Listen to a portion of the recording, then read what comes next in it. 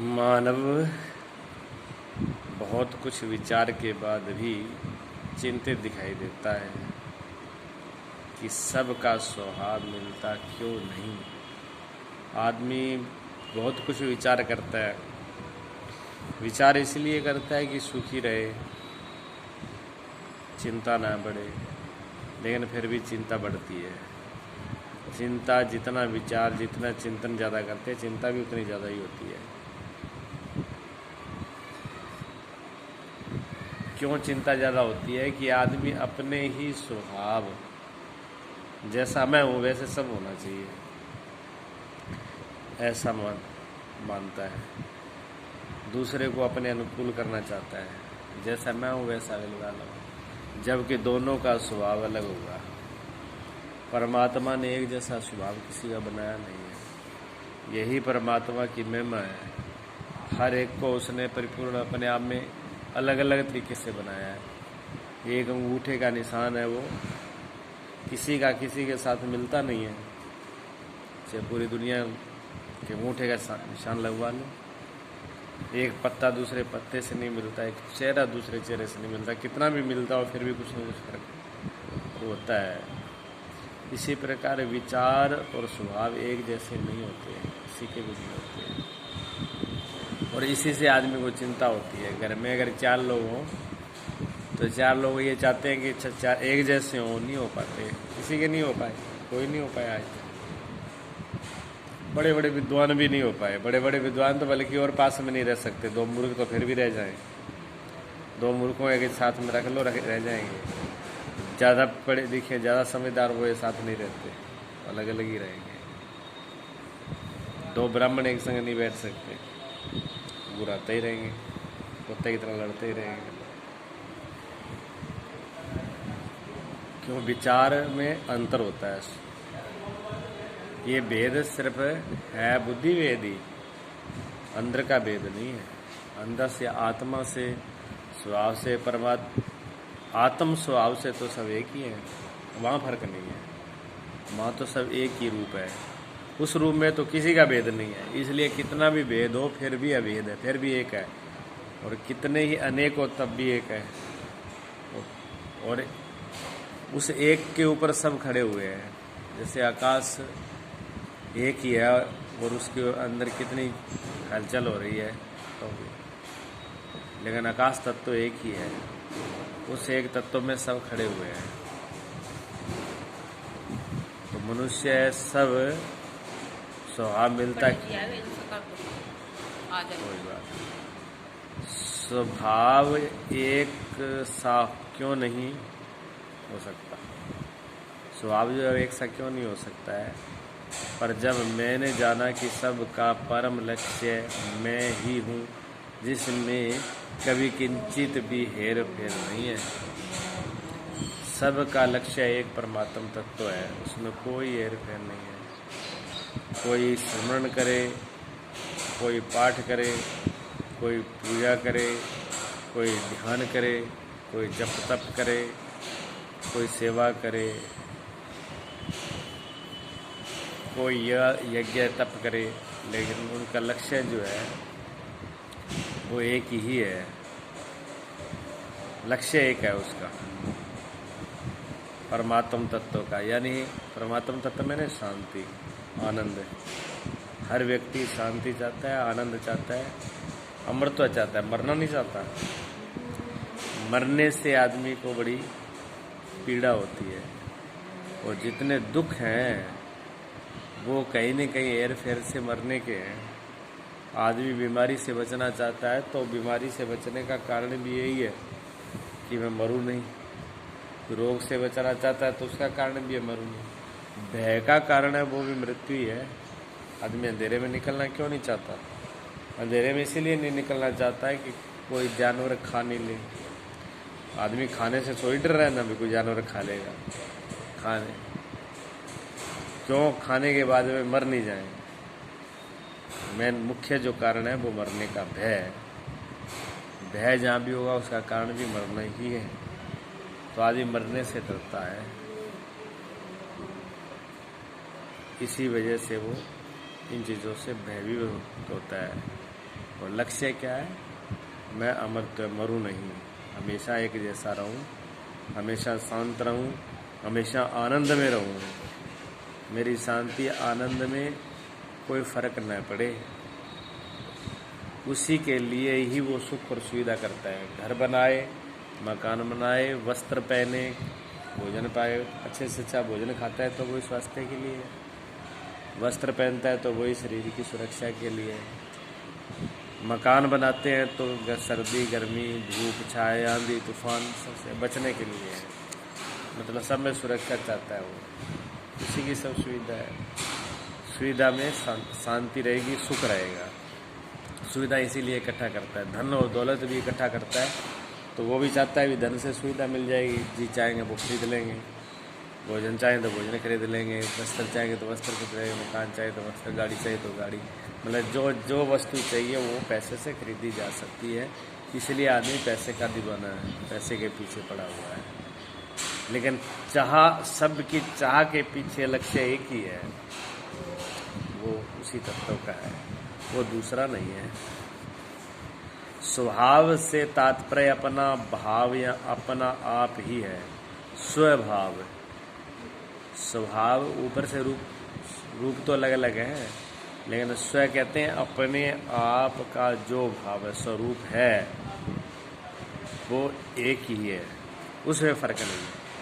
सबका स्वभाव, भगवान कहते हैं मैं हूँ, सदगुरु कहते हैं मैं ही हूँ। सबका जो स्वभाव है वो मैं हूँ, इसलिए सबका स्वभाव एक ही है, अलग है ही नहीं। क्योंकि सब में तो मैं ही बैठा हूँ, सबके गहरे अंदर में तो मैं हूँ, और पर्दी पर तो है सब खेल है। सब में स्वभाव है, और स्वभाव से रहित न तो कोई है न होगा, जिससे बिना अभाव नहीं है। सबके अंदर स्वभाव है, और स्वभाव के बगैर ना कभी हुआ है ना हो सकता है, इसलिए अभाव कभी नहीं होता, भाव ही है। अभाव में जिसका स्वभाव है, अभाव में भी स्वभाव है, जहाँ नहीं है वहाँ भी वो है। ऐसी कोई चीज़ है ही नहीं जहाँ पर वो ना हो। इसलिए जब पीड़ा होती है तब भी वो होता है, बेचैनी में भी होता है, प्रेम में भी वो होता है।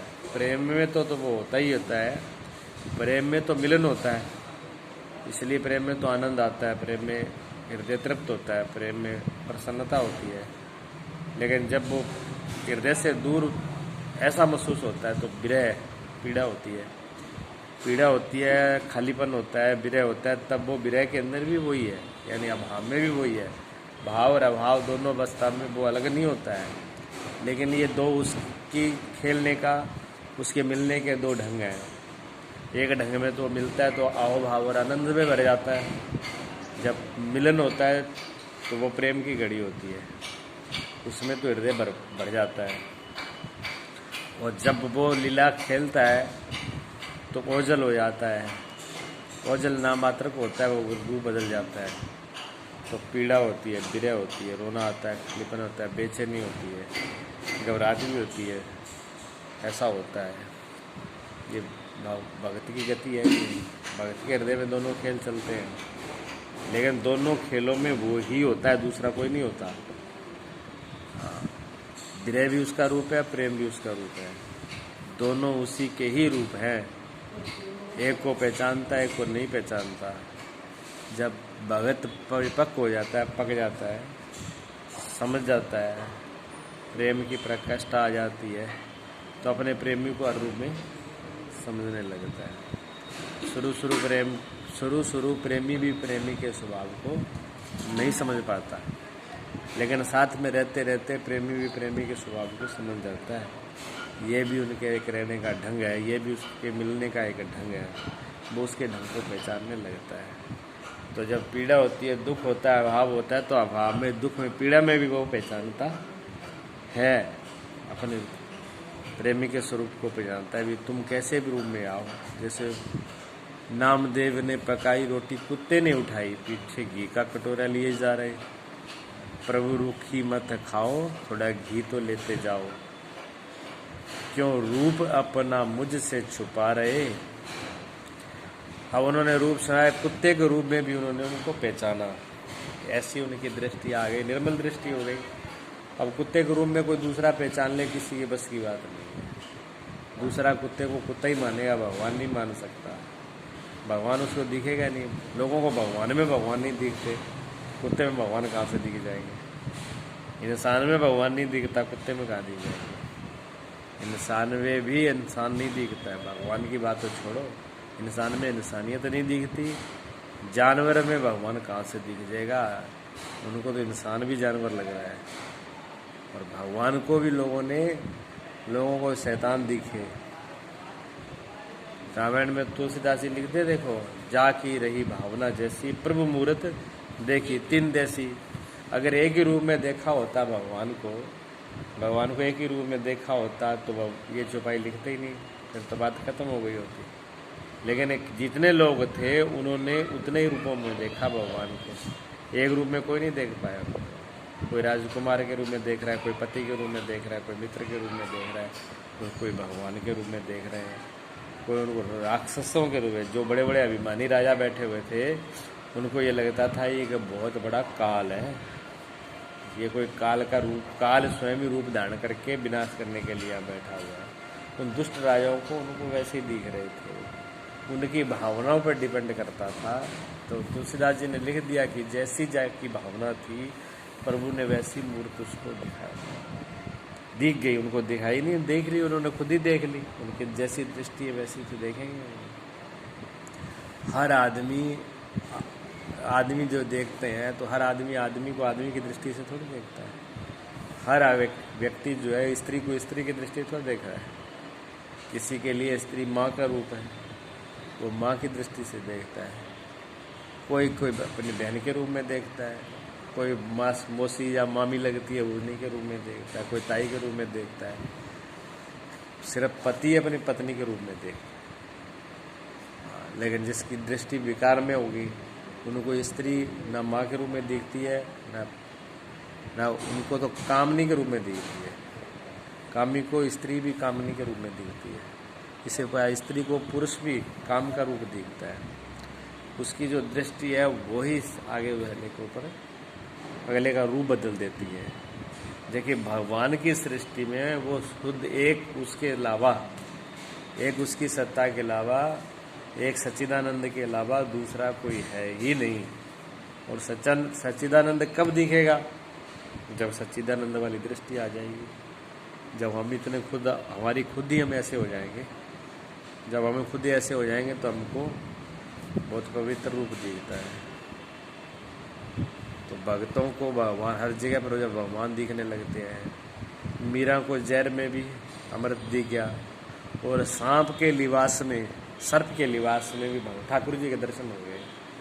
उनको सर्प दिखाई नहीं दिया, निर्मल हो गई ना दृष्टि, पवित्र हो गई, निर्मल हो गई। हाँ, और जब ऐसी दृष्टि आ जाए, क्यों? वो तो सब में भरपूर है, सर्प में भी वो है, पत्थर में भी वो है, वो तो कण में समाया, उसके अलावा तो कुछ है ही नहीं। वो तो सर्वव्यापक है, सब में है।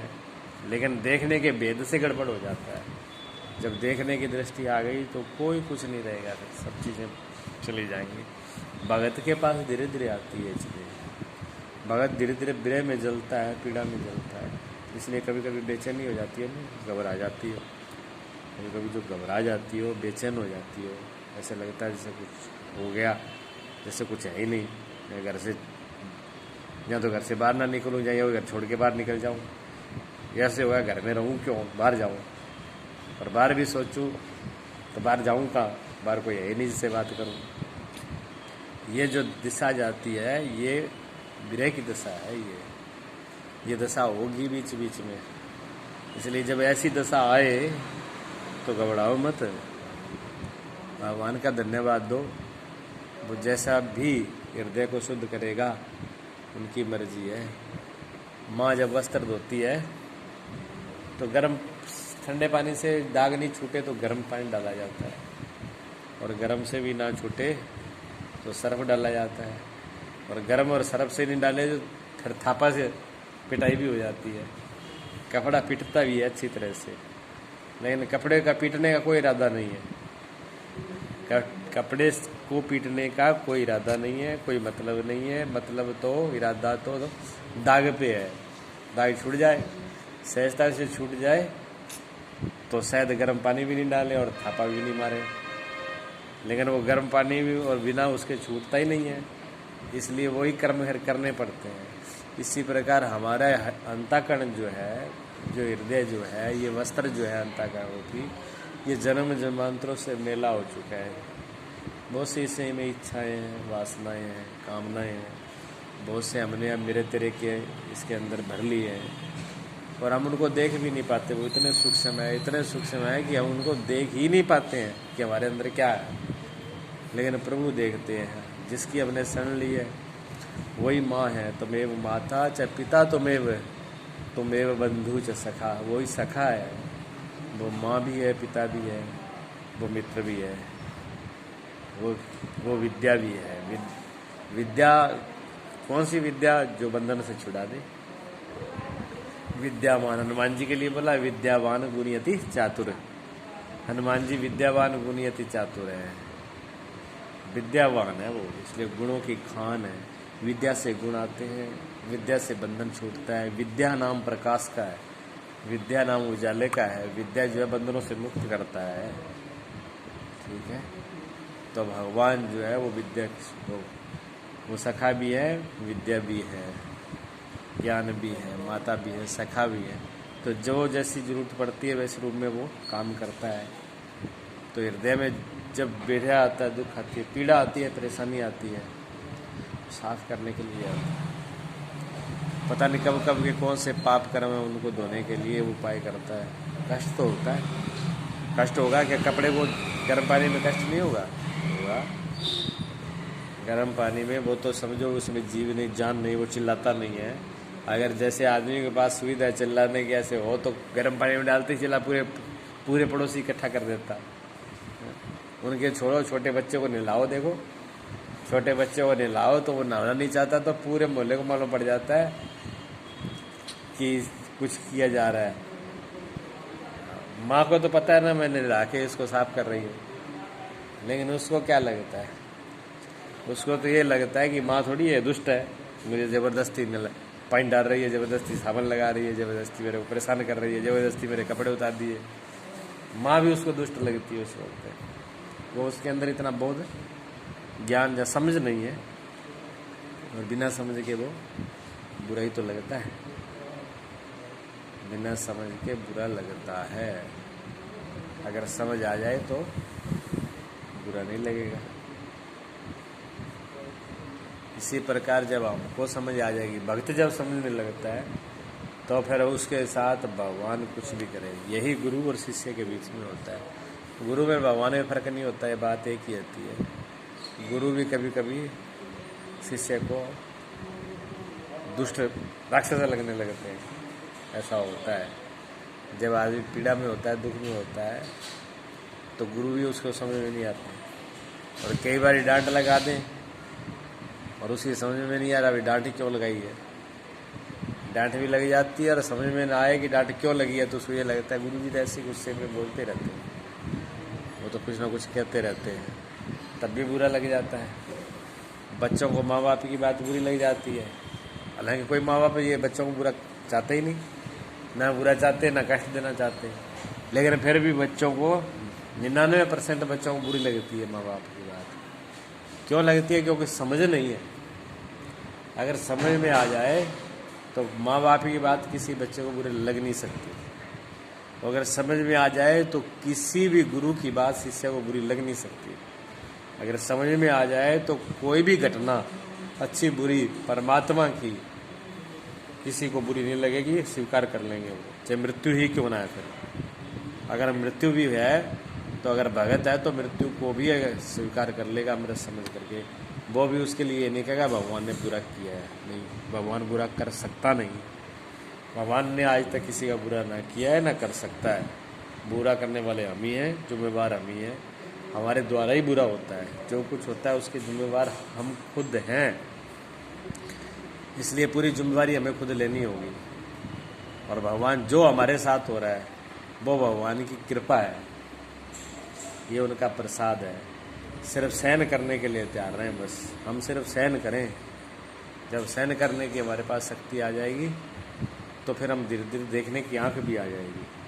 जब देख सहन करने की शक्ति नहीं आएगी तो आंख भी नहीं आएगी, फिर तो आंख बंद कर लेंगे हम।